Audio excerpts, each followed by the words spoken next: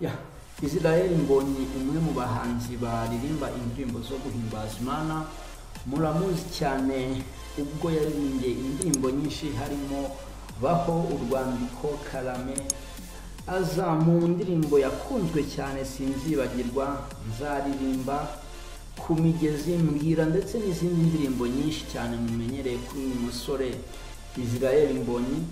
Akaba yabaye umwe mu bahanzi ba mbere baririmba indirimbo zo guhimbaza Imana watumiwe mu iserukiramuco rya Iwacu Festival. Akaba iryo serukiramuco ririmo kubera kuri ikoranabuhanga ku muyoboro wa YouTube kubera icyorezo cya COVID-19 kirimo gutuma ibintu byose bitagenda neza mu ngeri zose, mu bintu byose. Reka tuze tubavire imuzi n'imuzingo iyi nkuru ijyanye n'uyu musore Israel Mbonyi n'uburyo arimo gukangurira abahanzi cyangwa se abakurikirana ibihangano bye gukomeza kumushyigikira no gukurikirana ibihangano by'abandi bantu bose baririmba indirimbo zo guhimbaza Imana. Uyu muhanzi yakoze igitaramo mu ijoro ryo kuwa gatandatu tariki ya 14 Kanama 2021 kuri televiziyo Rwanda. Mu kiganiro cyabanjirije igitaramo, Israel Mbonyi yasobanuye umuziki uhimbaza Imana, waremewe guhimbaza Imana, guha ihumure n'icyizere ku bantu bose. Israel Mbonyi yakomeje asobanura ko umuziki akora, indirimbo yose agomba kuririmba, akora uko ashoboye kugira ngo uri buyumve igire ikimusigira, ndetse akomeze akore ibihangano bigere kure, ubutumwa bwe bugere kure cyane hashoboka, ko ari cyo kintu gishoboka afite cyo gukomeza kugeza ku banyarwanda ndetse n'abatuye isi yose muri rusange, dore ko indirimbo z'uyu musore zumvwa ku isi hose. Israel Mbonyi yakomeje avuga ko uko umuziki w'u Rwanda ugenda utera imbere, ari nako umuziki uhimbaza Imana nawo udasigara, nawo ukomeza gukataza ugenda utera imbere, dore ko bigaragarira buri wese ukurikirana indirimbo zisanzwe ndetse n'indirimbo zihimbaza. Israel Mbonyi yakomeje avuga ko nk'uko insengero harimo izubatse izina, zubatse izina biturutse ku bahanzi bagiye baririmba indirimbo zo guhimbaza Imana, akomeza akoma urusyo ndetse akoma n'ingasire avuga ko insengero zubatse izina zidakwiye kwibagirwa abahanzi batumye zubaka iryo zina. Ayo ni amagambo ya Israel Mbonyi. Yakomeje agira ati, insengero nini ubona zubatse izina, abahanzi babo babigizemo uruhare runini cyane. Rero nibareke kubashyira ku ruhande, bahe ibindi agaciro, ahubwo nabo bajye babaha agaciro.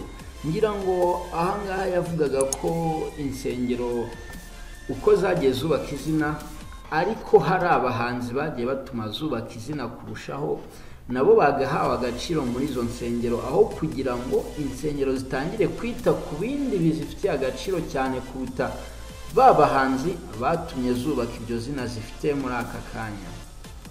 Akomeza avuga ko insengero zigomba gushyigikira aba bahanzi kuko bazifatiye runini cyane. Insengero ntabwo zagakwiye kumva ko aba bahanzi ari abo gukomeza gusigara inyuma, kuko uko urusengero rutera imbere ni nako umuhanzi uririmba indirimbo zicurangwa muri urwo rusengero nawe aba agomba gutera imbere. Akomeza avuga ko abahanzi bagomba guhabwa agaciro mu nsengero nabo, kuko bari mu bantu bagenda bazamura izina ry'insengero mu kugenda bakangurira abumva ibihangano byabo kuyoboka insengero cyangwa se gukurikira Imana. Muri iki gitaramo Israel Mbonyi yaririmbye indirimbo zirimo nka Mbwira, Urwandiko, aririmba indirimbo Karame, Mbega Abantu ya Apollinaire, aririmba indirimbo Ndagushima ya Dudu, ibihe, ndetse aririmba n'indirimbo ye yitwa Baho.